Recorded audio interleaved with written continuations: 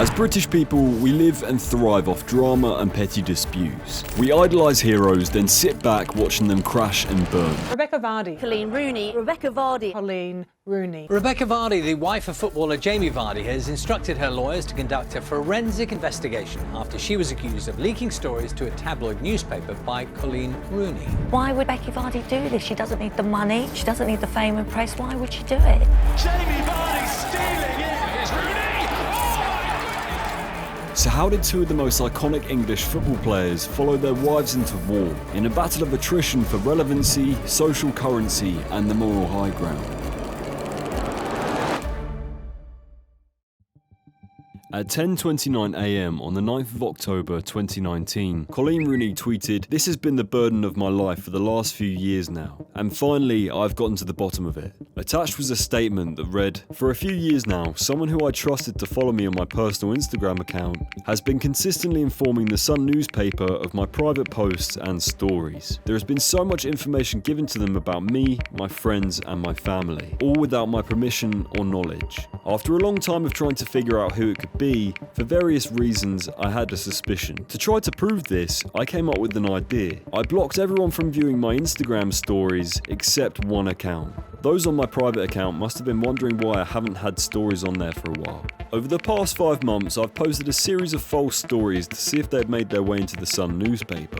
And you know what? They did. The story about the gender selection in Mexico, the story about returning to TV, and then the latest story about the basement flooding in my new house. It's been tough keeping this to myself and not making any comment at all, especially when the stories have been leaked. However, I had to.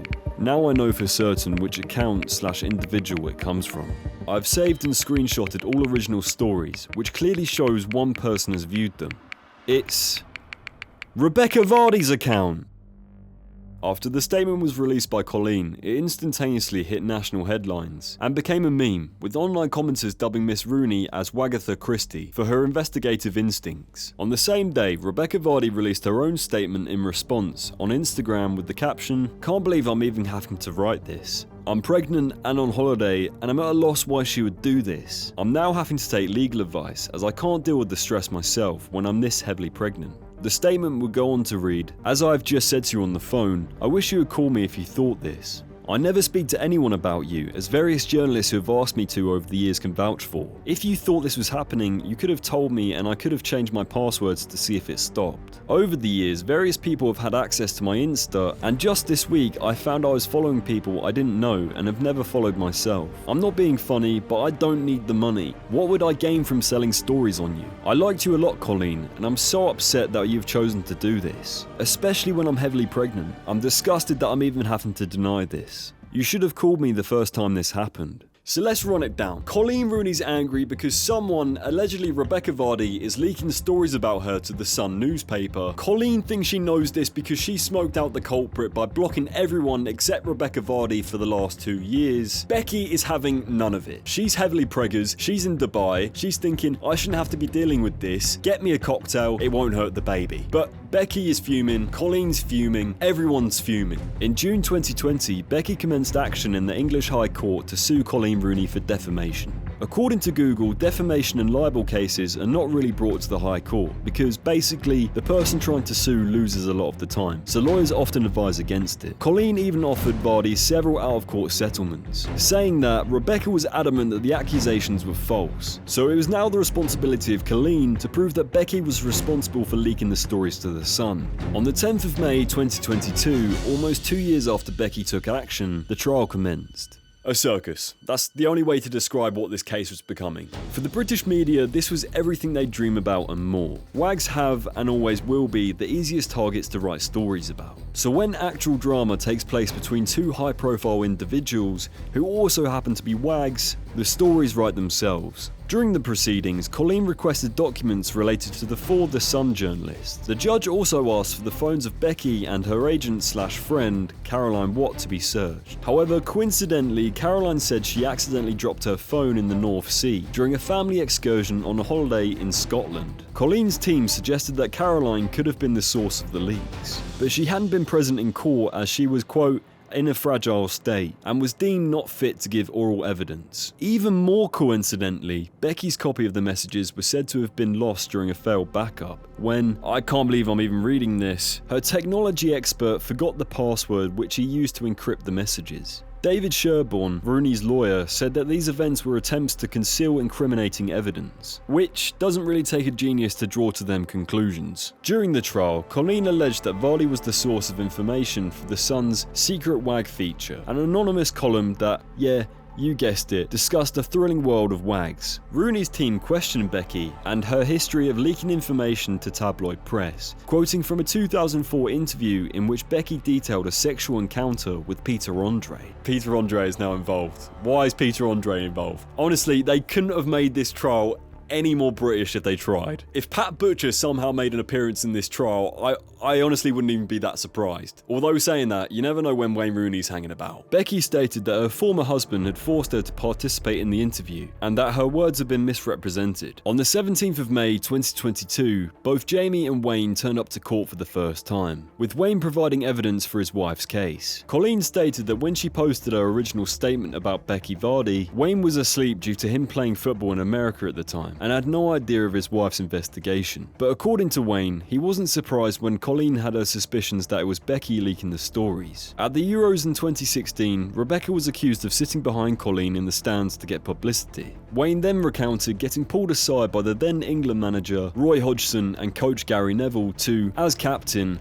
have a word with Jamie Vardy about his wife. But Roy and Gary basically told Wayne to nip it in the bud. We don't want any off-field antics, we're trying to win a tournament. Outside of court, Jamie's people released a statement saying that Wayne is talking nonsense and never remembers a conversation. Wayne also claimed that up until the day he turned up to court, he knew almost nothing about the case and was hearing all the information for the first time. On the 19th of May, the trial ended and the international coverage was at its pinnacle. One media outlet stated that the trial represented a, quote, clash between two different ideas of celebrity, with Colleen valuing her privacy and Becky an avatar of a made-for-Instagram world in which you're a fool if you don't monetize your personal life. On the 29th of July 2022, 2 months after the trial concluded, Justice Dane ruled in favour of Rooney. Rooney had won. The judge said that Becky had regularly passed information about Colleen to the press, was critical of missing evidence, and that the secret wag column is highly likely a journalistic construct rather than a person. The aftermath of the trial was interesting, with basically every media personality and ex-wag trying to get their beak in the media pie to give their piece on the situation. According to friend of Colleen and former wag, Liz Cundy, Becky tried to sort things out over, quote, Prosecco and nuts. On the 29th of July 2022, Colleen released a statement on Instagram after the trial. Naturally, I'm pleased the judge has found in my favour in her judgment today. It was not a case I ever sought or wanted. Both before and after my social media posts in October 2019, I made constant efforts to avoid the need for such a public and drawn-out court case. But all my efforts to do so were not backed by Miss Vardy and her lawyers. This left me with no alternative but to go through the case to defend myself and the repeated leaking of my private information to The Sun.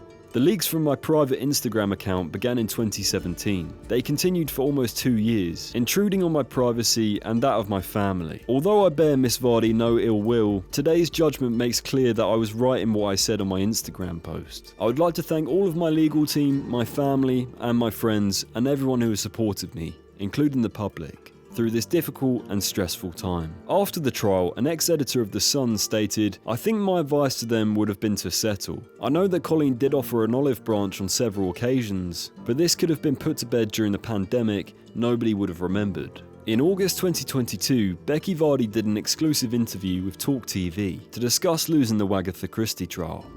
No, there is a Do role I feel let down? I feel let down by a lot of people, a lot of things, but most importantly, I feel let down by the legal system, and I feel let down by the judge for not understanding this case properly.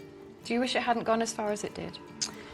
Look, we tried different things to ensure that we didn't end up where we ended up, but ultimately, I don't have much choice. I didn't do anything wrong. I didn't do what I was accused of. What else was I meant to do? I was being vilified. I had abuse sent at me left, right and centre, my children. And, you know, I desperately tried to stop it, but ultimately that didn't work. At a subsequent hearing, the judge ordered Becky to pay 90% of Colleen's legal costs, with the first instalment of £800,000 paid in November 2022, and the full amount expected to reach £1.5 million. Her own legal costs were around the same amount, meaning the entire case could cost her up to £3 million. £3 million when it could have been sorted over Prosecco and nuts. The whole case was so ridiculous that the British media couldn't get enough. Even when the case was long finished, they adapted it into a dogshit TV show and a literal West End production. But this is what we do. We're British. We build up heroes, gawk and document their spouses on page 3 of a newspaper, laugh at how ridiculous the circus is, and then proceed to take part in it. The entire case hit the hammer on the head of what it means to be British. Both reputations have been tarnished, but no one actually really gives a fuck. The only winners here are the lawyers and the tabloids. Thank you so much for watching this video. It really does mean a lot to me. Make sure to follow me on all of my socials @FatMema, like, subscribe, and comment below what you want to see next.